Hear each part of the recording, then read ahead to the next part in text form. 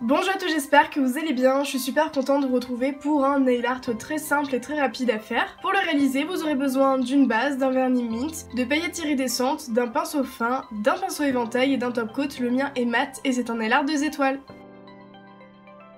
Comme toujours, avant d'appliquer mon vernis, je viens mettre ma petite base et sans attendre qu'elle soit sèche, je vais prendre mon pinceau éventail ainsi que mes paillettes et je vais venir les appliquer sur mon vernis qui est encore collant. Ces paillettes ont des reflets un petit peu vert et fuchsia, c'est pour ça que j'ai pris un vernis mint par la suite pour faire le motif.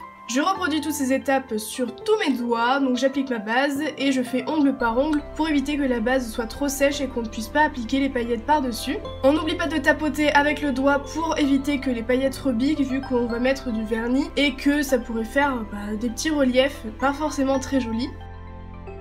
Justement, je vais prendre mon vernis bleu mint ainsi que mon pinceau fin et je vais faire une bande sur le bout de mon ongle en biais et une autre de l'autre côté mais dans l'autre sens pour former comme un triangle. Et je fais un triangle au niveau de la cuticule en essayant que les lignes soient bien parallèles entre elles, entre le haut et le bas.